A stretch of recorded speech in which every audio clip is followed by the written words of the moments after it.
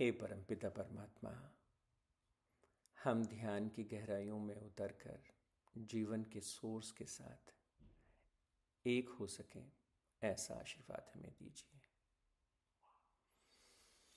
परमपिता का स्मरण करने के बाद अब हम छंदोग्य उपनिषद अध्याय 4 पहला और दूसरा दोनों खंड उस पर हम ध्यान देंगे। तो सबसे पहले हमने जान श्रुति के बारे में कल बात की थी। जान श्रुति के जो पौत्र हैं, जो उनके ग्रैंड सन हैं, वो बहुत ही चैरिटी करते हैं, बहुत ही श्रद्धा से भर के दान और पुण्य करते हैं और हमेशा वो दूसरों के लिए भोजन बनाते हैं। और उनका विचार क्या है? वो कहते हैं कि जहाँ भी जो इंसान भोजन करे वो मेरा भोजन करे। तो बहुत सारी जगह ऐसी उन्होंने बनाई, सराय उन्होंने बनाए, कई तरह के शेल्टर्स बनाए और उन शेल्टर्स में उन्होंने लोगों के आराम की और भोजन की व्यवस्था की। तो कितना सुंदर हृदय है, कितना सुंदर भाव से वो काम कर रहे हैं। और फिर जो है एक घटना घटी दो पंछियों की। दो हंस जो हैं एक रात में वो जा रहे हैं और एक हंस दूसरे को कहता है कि बलहाब देखो, ये जो जान श्रुति के जो पौत्र हैं, इनकी इनकी जो ग्लोरी है कैसे शाइन कर रही है, कैसा कैसा अद्भुत जो है इनका तेज है, यहाँ का आभा मंडल है। जो दूसरा जो हंस है, तो कल कल हमने कहानी के ये जो दो मंत्रों हैं, उन दो मंत्रों तक हमने बात की थी कि जब भी हम श्रद्धा से भरकर, प्रेम से भरकर कुछ भी दान करते हैं तो एक अद्भुत आभा मंडल जो है वो पैदा होता है। उससे पुण्य का जो एक प्रताप है वो पैदा होता है। यहाँ जो दूसरा हंस है, अब वो दूसरी दिशा में ले जाता है। तो वो क्या कहता है? वो कहता है, वो हंसने लगता है दूसरा हंस और जवाब देता है कि देख, वो जो एक एक गरीब आदमी जो गाड़ी को हाँकता है, जिसका नाम रैक्वा है, ये इन दोनों को अगर हम कंपेयर करें तो तुझे क्या लगता है कौन इनमें ज़्यादा कौन इनमें ज़्यादा जागृत है, कौन इनमें ज़्यादा जो है उस परम तत्व के करीब है? तो अब तो एक नई चीज़ के साथ तुलना और कंपैरिजन की बात आ गई। और ये तुलना और कंपैरिजन की जब बात आई तो उन्होंने कहा कि अरे ये कौन है भाई? तो जो दूसरा हंस है वो सीधा सीधा क्या कहता है? वो कहता है कि वो जो गाड़ी चालक है वो गरीब दिखता है और उसके पास कुछ ज़्यादा कंपैरिजन कि जॉन शुट के जो पौत्र हैं वो तो राजा हैं, उनके जैसा साजो सामान, उनके जैसा दान पुण्य तो वो नहीं कर पाते। लेकिन फिर भी उनका जो कर्म है, उनका जो आभा मंडल है, उनकी जो आध्यात्मिक उन्नति है वो कहीं ज़्यादा है। तो ये तो बड़ी बहुत ही अलग तरह की बात हो गई। और ये बात धीरे धीरे धीरे धीरे जो है वो लोगों में फैल गई। हंसों की वो बात किसी ने सुनी होगी कि इतना दानवीर राजा, इतना महान राजा जो बहुत ही श्रद्धा से भरकर दान करता है, और वो कहता है जहाँ जो व्यक्ति भोजन करता है वो मेरा ही दिया हुआ भोजन होना चाहिए, मेक श्योर। और उसके सापेक्ष, उसके उसके सामने जो जिससे तुलना की जा रही है, एक साधारण गाड़ी वाला, उसकी क्या बिसात है, ऐसा क्या है? तो ये बात घूमती घूमती जब राजा तक पहुंचती है तो राजा जो है वो कहता है इसे ढूंढो, ये गाड़ी वाला कौन है, इसे ढूंढो। और कई तरह यहाँ वहाँ उसको ढूंढने का प्रयास किया जाता है लेकिन वो मिलता नहीं। जब वो मिलता नहीं है तो राजा कहता है और यहाँ ढूंढो और वहाँ ढूंढो, यहाँ जाओ वहाँ जाओ। तो फिर एक बैलगाड़ी के नीचे जो है एक दिन ये अ, रैक रैक जो है, रैकवा जो है, वो बैठा हुआ मिलता है और उससे पूछते हैं तुम ही वो गाड़ी वाले हो? तो वो कहता है हाँ, मैं ही वो गाड़ी वाला हूँ। तो तब जो राजा के सेवक हैं वो उसे लेकर के और राजा के दरबार में उपस्थित होते हैं। ये पहला खंड था कहानी का। तो इसके बाद जो है राजा, दूसरे सेक्शन में, दूसरे खंड में हम प्रवेश करते हैं।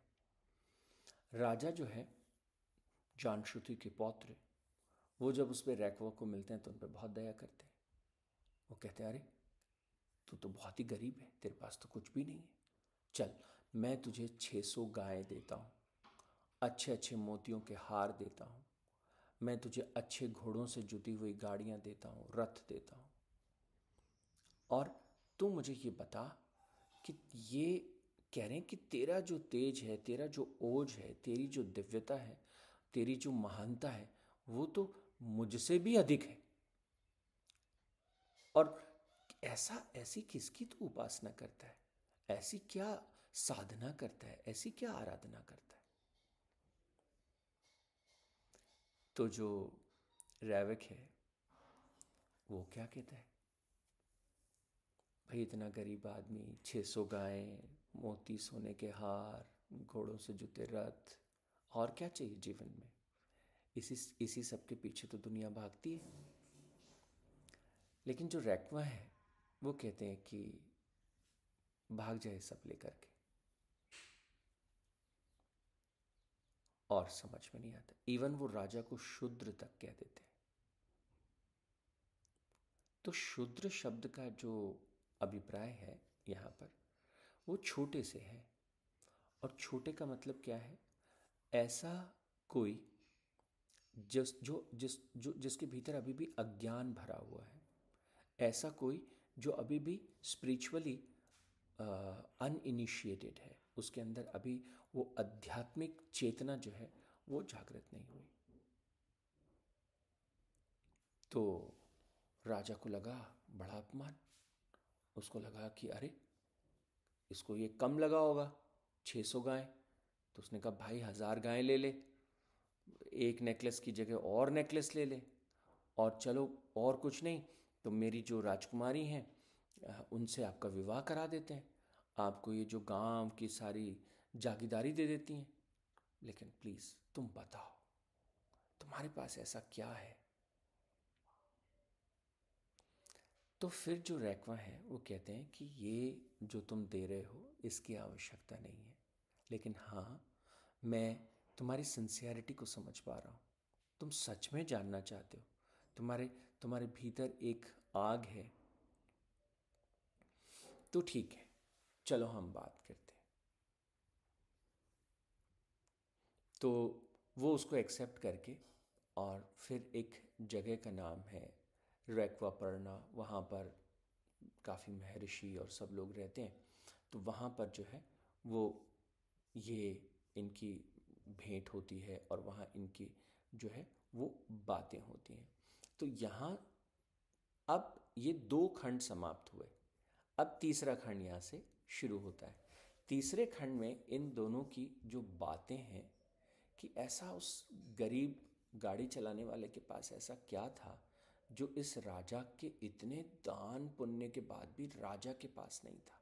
ऐसी कौन सी समझ, ऐसा कौन सा ज्ञान उसके पास था, और उस ज्ञान और उस समझ के आधार पर, उस ज्ञान के समझ के आधार पर कैसे जो है वो वो क्या है, वो रहस्य क्या है। तो उस रहस्य को जो है अब अगले तीसरे खंड में जो है वो राजा को समझाता है, वो उसको बताता है कि सच में ये है वो रहस्य। तो लेट्स टॉक अबाउट दैट। हम अभी चौथे अध्याय के तीसरे खंड में प्रवेश करते हैं, जहाँ राजा जानश्रुति जो हैं वो संवाद कर रहे हैं रैकव के साथ। तो वो क्या कहते हैं, लेट्स टॉक अबाउट दैट।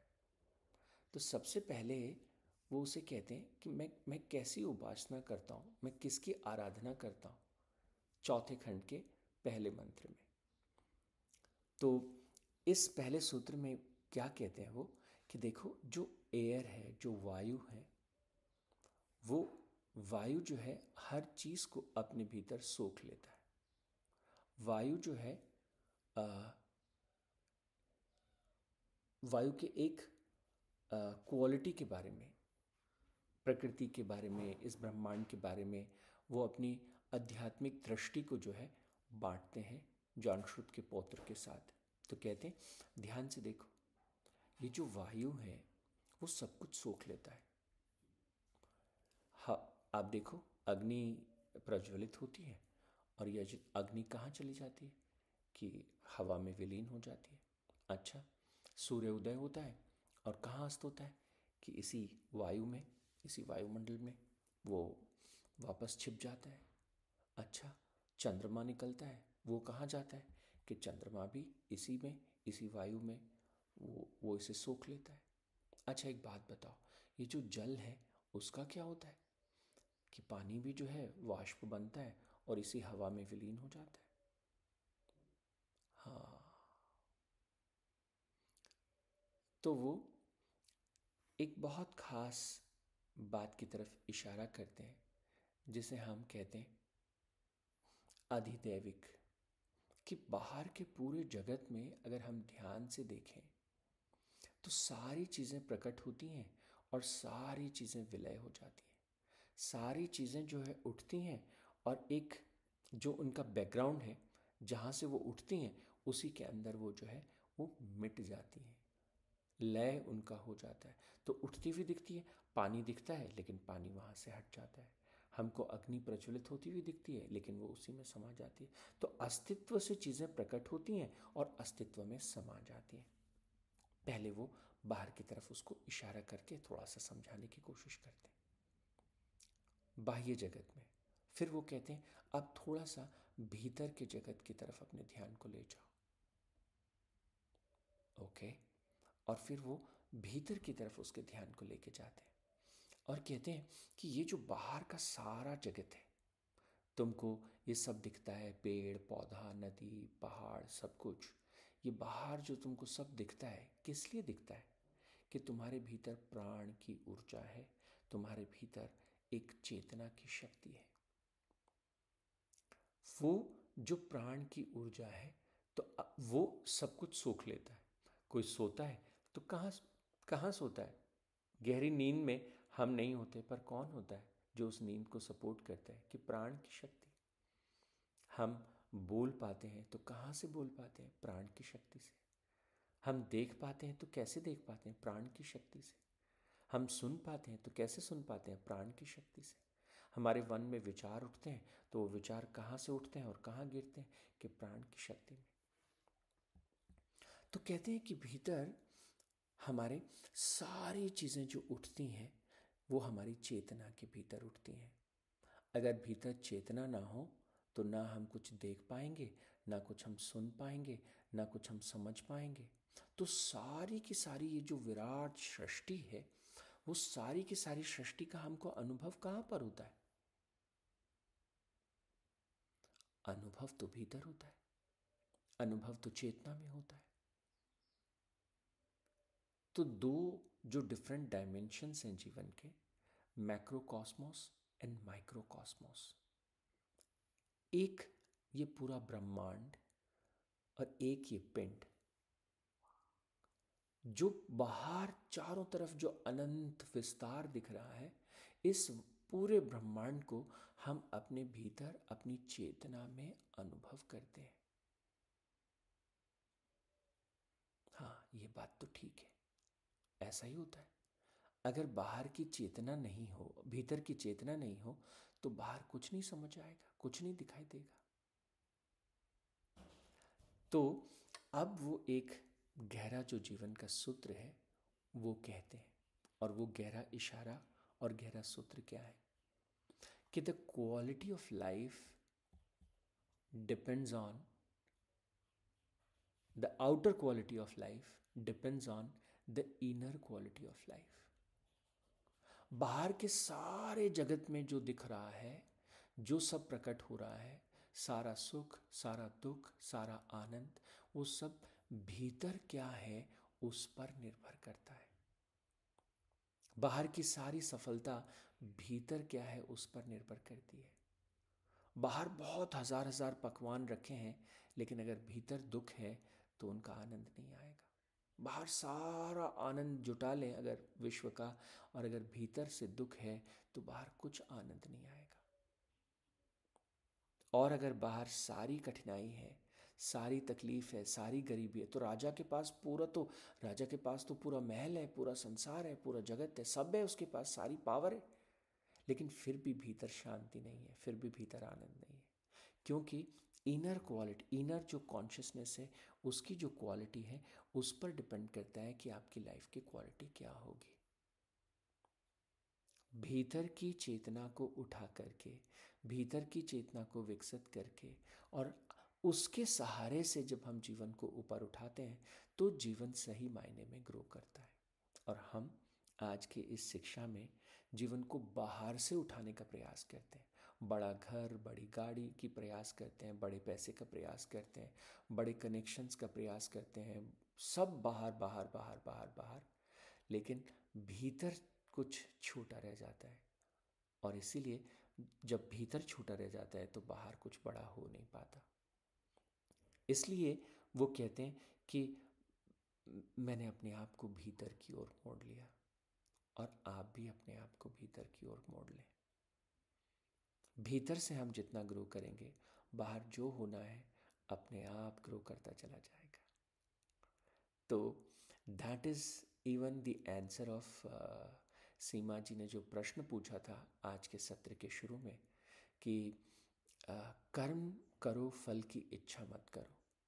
तो प्राचीन जो शास्त्र हैं वो कर्म किसे कहते हैं? स्वयं की चेतना को ऊपर उठाना ही कर्म है। जब किसी व्यक्ति की चेतना ऊपर की तरफ उठती चली जाती है तो उसके लिए जो है कोई भी दुख दुख नहीं रह जाता, वो उन सबसे ऊपर उठ जाता है। हर जो चीज़ उसे चाहिए ब्रह्मांड के साथ उस तालमेल में, वो चीज़ें अपने आप होने लगती हैं। जब वो असीम शक्ति पूरे ब्रह्मांड को चला रही है तो वो जीवन चलाने की शक्ति भी उसके पास है। इवन हमारे शरीर को भी वही परम शक्ति चला रही है। तो जब ऐसा कहते हैं कि कर्म करो और फल की इच्छा मत करो, तो उसका सीधा सीधा तात्पर्य यह है कि अगर आपने अपनी भीतर की चेतना को ऊपर उठा दिया कर्म के माध्यम से, तो बाहर जो कुछ चाहिए, जैसा कुछ चाहिए, वो अपने आप ही घटित हो जाता है। उसकी चिंता करने की ज़रूरत नहीं है। Your inner life, your outer life is reflection of your inner life, and that is what, जिसको हम कर्म का सिद्धांत कहते हैं। तो आज के इस सत्र में इतना ही। ओम तत्सत, परमात्मने नमः। ओम शांति शांति शांति ही।